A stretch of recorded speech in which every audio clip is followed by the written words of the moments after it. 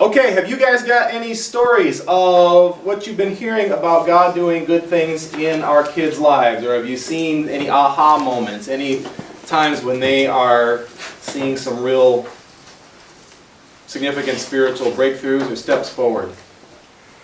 I'm just amazed sometimes at what they know about the Bible. I mean, you think you're doing a lesson and teaching them something, and they already think they already know it. So I find that very encouraging. Good.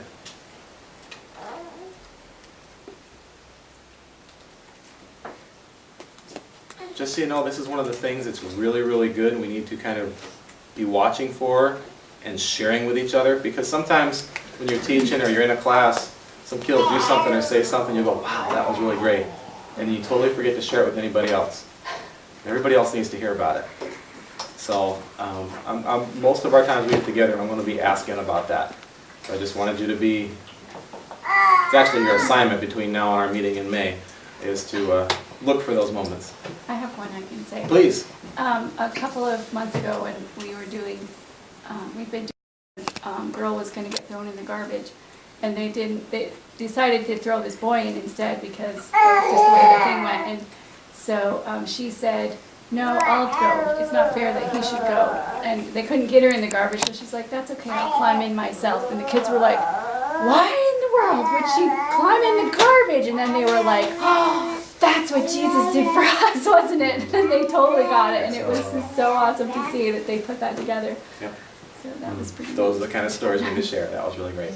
Well, Johanna, she really throws you off for a loop. Yeah. I think kid is awfully intelligent with the Bible. Awfully intelligent.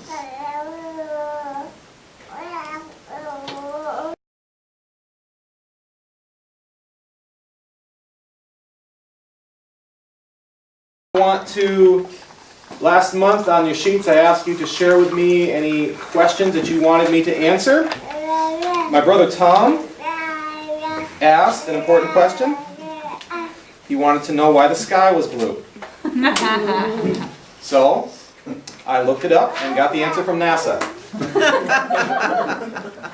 The short version is the sky is blue because the light kind of has a prism effect as it goes through the atmosphere, hitting the atoms and things like that. And the blue tends to disperse more, and so you see blue more in the sky, but as you get down toward the lower horizon and stuff like that, it changes color, becomes more white. So I'm going to hand this around so that you all can have a look at this and read the whole thing. It also explains why the sky turns red. And Tom, you guys can read this at any time. Let me start off with Tom. There was a question burning on his heart.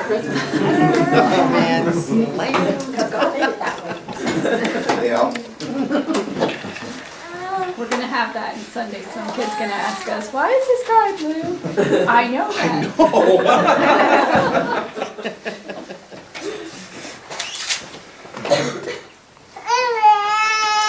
Okay.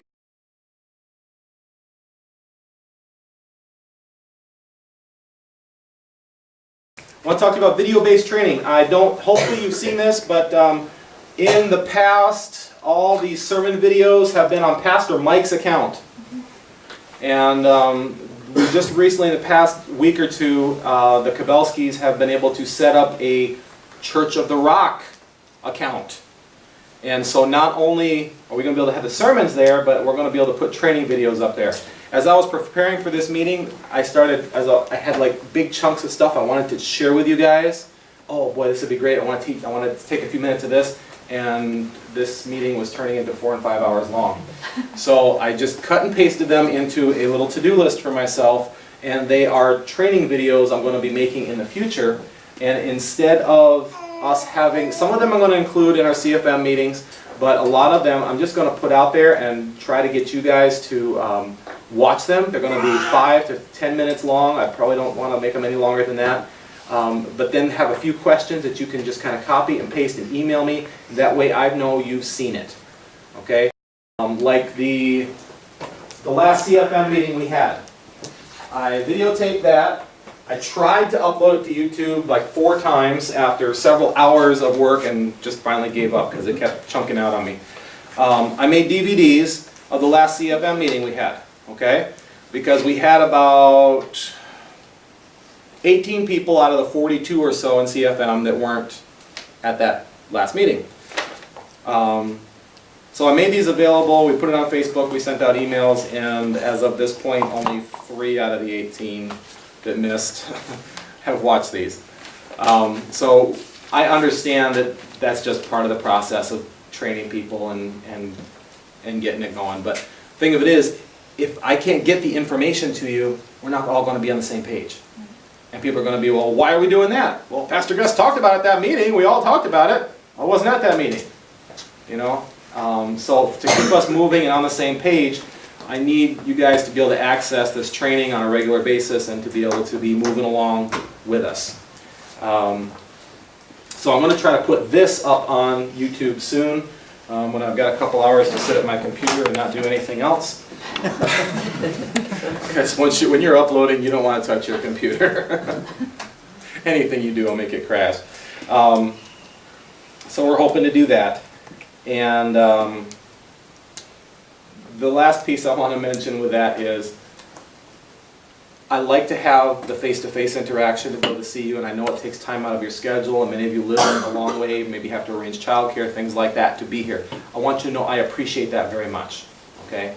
And I want us to be able to share and discuss as much as possible. I understand sometimes it's just not possible, and I have had some people that email me and let me know they're going to try to make it, work held them over, things like that. It just wasn't possible. But what I don't want is for people to go, oh, I don't have to go to CFM meeting, he's going to put it up on YouTube. That's what I don't want.